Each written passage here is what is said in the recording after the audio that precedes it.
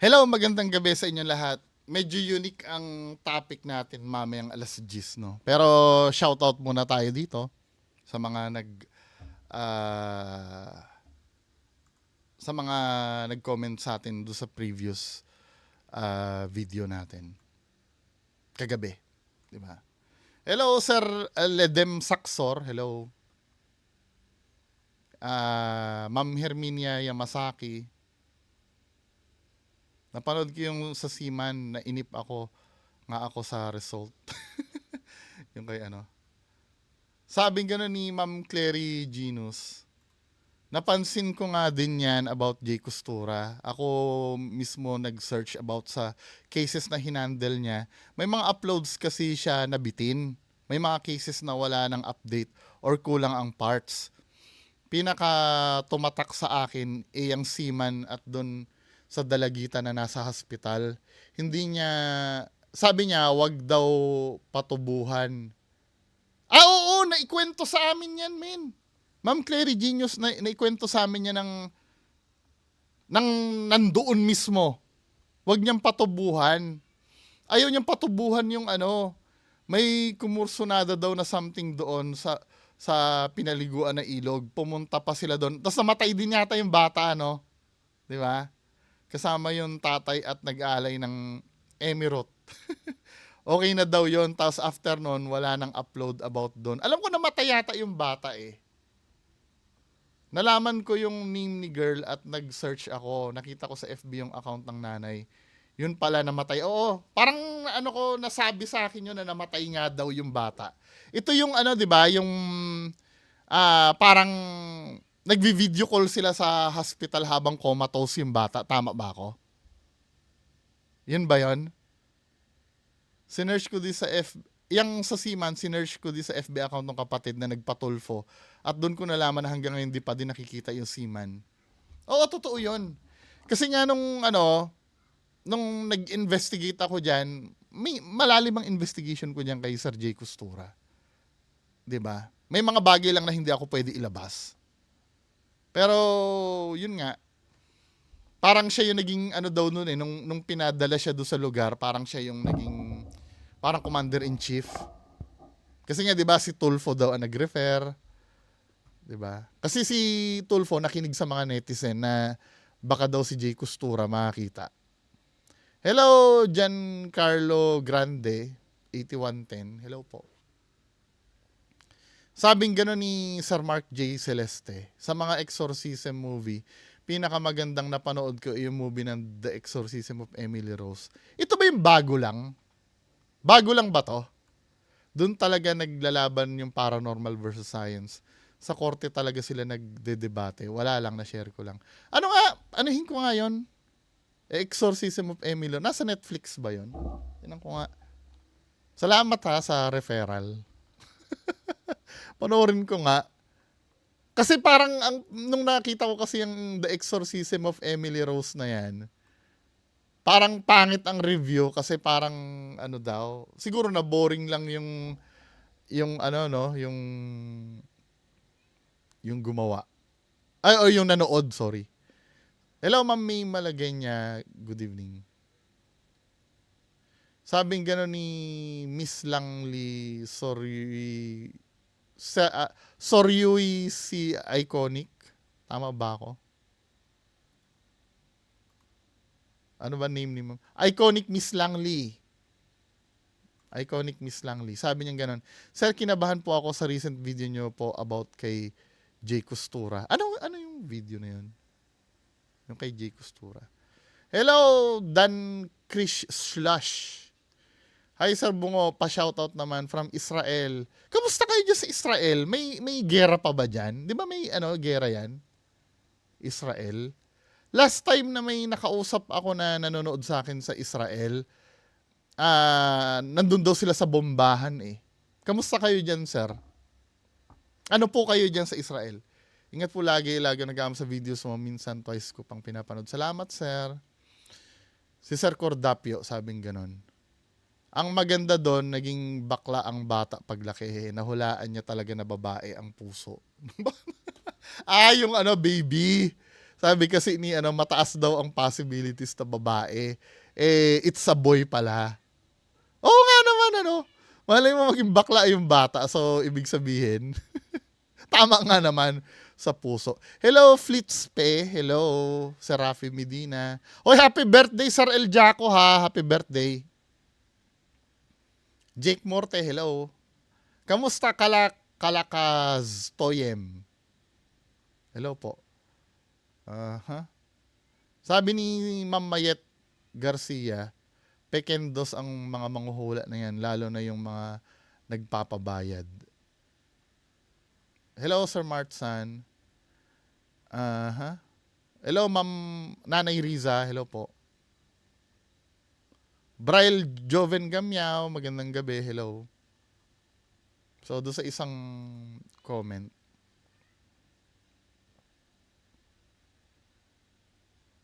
ano tayo doon sa ibang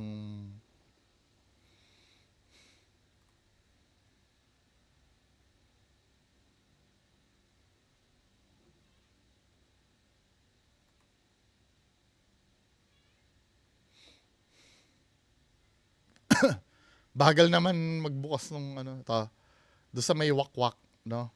Sabi gano'n ni Ma'am Yen, yan ba yung sinasabi na igalang ang paniniwala? Paano kung nakakaperwisyo or harmful na igagalang pa ba? Kaya nga, ito yung sinasabi ko.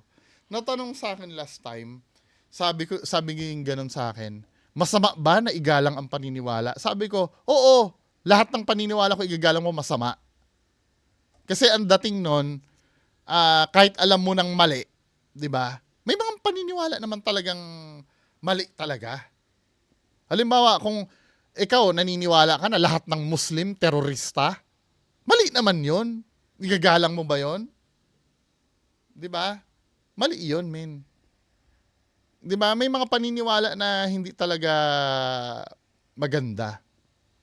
Di ba? Kaya sometimes, no, need mo magsalita. Kailangan may someone na magsalita talaga. Hello, Sir Ledem Saxor. Sabi ni Colo Rocales, hello sir, akala ko nga Rabis. Sabi ni M Legend SX Hunter X, hindi po ba't magagalit dun tayo sa realistic kasi dami kasing judgmental ngayon, influences lang kasi iyan. Ako, for me, no, mas maganda kasi mag-isip muna tayo dun sa makatotohanan. Hindi ko naman sinasabi na totally na itapon nyo yung paniniwala nyo na yan. Kasi part na ng culture natin yan eh. Diba? To be honest, kung tatanungin mo ako kung totoo yung mga ang paulit-ulit ko sinasabi, hindi ko alam. Diba? Malay mo, totoo. Ngayon, sasabihin ko naman, totoo yan, hindi ko rin alam kung totoo. Malay mo, hindi naman totoo. Kaya lang, mas maganda dun tayo muna mag-explore dun sa makatotohanan na side muna. 'Di ba? Kung hindi na natin ma-explain, doon na tayo pumunta sa paranormal. Malay mo, paranormal nga naman yung bagay na yun, 'di ba? Hello, Ma'am Imelda Basquines. Sa amin gano'n ni Sir Edgar Agapay, taga Mindanao ako, mula pinanganak ako, hanggang 57 years na ako. Ni Anino na sinasabi nilang aswang wakwak. Nakita personal. Sa mga pelikula lang ako nakita. Alam niyo yung asawa ng kuya ko, taga ano yun eh, taga Aklan eh. 'Di ba malapit sa kanila yung ano, Capiz. Kinikwentuhan ako, totoo yung aswang. Pero pagka inaano ko siya, pagka tinatanong ko siya, sabi kong ganon, ano yung syempre ayoko naman parang nakakabastos na tanong. Ano po yung yung nag-ano sa inyo?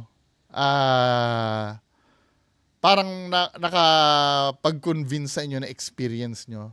Yung may naririnig daw sa bubong na pag may buntis, 'di ba? Naririnig sa kapitbahay, naririnig sa tiyo. Yung wala siyang yung account niya talaga na yung halimbawa nakita niya talaga na na may pangil sa harap niya na sinusugod siya. Walang ganun eh. Kadalasan kwento ni tatay niya, kwento ng kapitbahay nila or narinig niya lang sa bubong, 'di ba? Hello Flitspe. Ay nabati na kita. Bawiin ko ang bate. Joke lang. Hello Ma'am Always Slay. Sabi nga nung lunurin ka ba naman sa langis eh. Syempre isusuka mo 'yun. Mukhang lasing 'yan. Si kuya, dami problema kaya ganyan. Pinainom nyo kape para mawala yung hangover. 1613 bato-bato ni Darna. Sabi ni Krauskol na Krauskol nang nagmaoy na naman yan Sir Bungo. Hindi yung sobrang hindi kaya yung sobrang alak ni kuya. Yun nga yung theory eh. Sabi ni Sir Mark J. Celeste, nagmamaoy lang siya pag nakakainom. Yung sugat niya, nakuha lang sa paghawak sa kanya ng mga umaawat at sa lubid na tinali sa kanya. Tsaka nakabase sa mga myth o kwento-kwento kung talagang nahawaan siya ng pagiging aswang. Kulay itim dapat yung bertud o bato na iniluwa niya. O kaya sisiyo na itim, sabi ni Sir Mark J. Celeste. Sabi ni Sir Boy Kape TV, wala na. Yung mga tao kasi may kanya-kanyang istorya eh. Yung nanonood ako niyan kaibigan, ang pumapasok na isip ko, dapat dalhin ito sa ospital. Nag-seizure siguro to. Nag-seizure yung tao eh. Tapos nagkaroon ng abnormal stage of hallucinations. Oh, pwedeng nag-seizure siya. Pwede. Sabi ni Ramrod Dangka, magandang madaling araw. Hello, magandang gabi din, sir. Sabi ni Sir John Mark Balones, latik yan, sir, yung itim-itim sa bote. Ginawa nilang biko yung ginawang biko. Sabing ganon ni Sir Bonnie from ano to? Name ni Sir? Bonnie from FNAF. Yung bato sinalang nila sa foil. Yung bato sinalang nila sa foil. Oo nga no, nagiging aswang pag sinalang sa foil. Ano yun? Kaya hindi ko alam yung mga pinagsasabi nyo ha. Sabi ni Sir Momong, gandang gabi po sa lahat. Yes, yun din na naisip ko na dahil sa sobrang kalasingan, kaya nilukuban tuloy ng espiritu ng alak. Ha ha ha. Then parang buto yata ng isang prutas yung nailuwa galing doon sa pinainom sa kanya. Akala ko ang ngipin eh. Hello Mami, malagay niya. Sir Glenn Kabangbang, hindi siya laseng, konti lang nainom niya.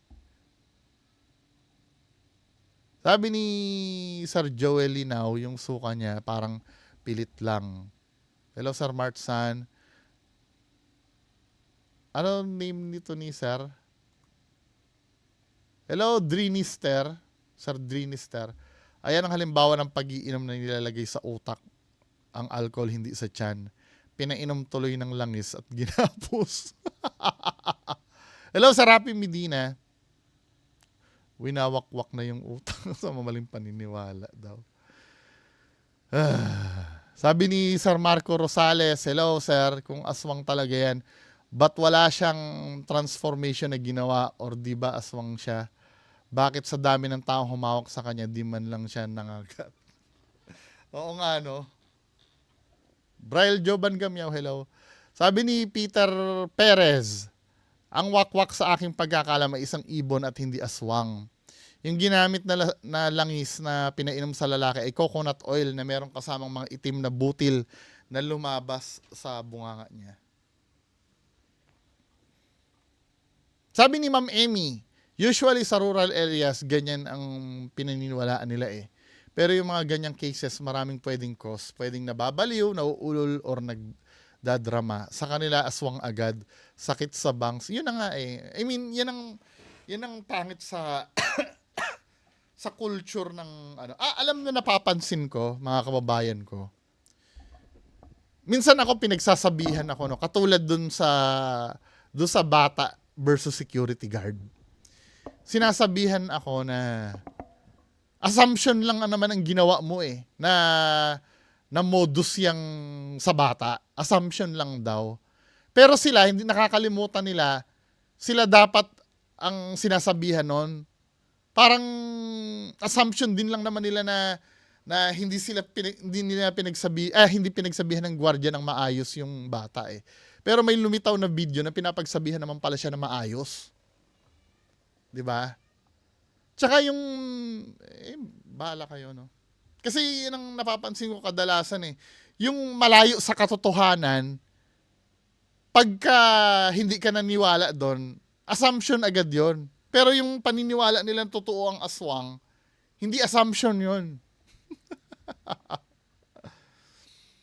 Hello, Sir Romel Andoy. Wakwak legend yan, pero walang proof na nag-exist yan. Hello, Ma'am Nanay Riza ng Korea.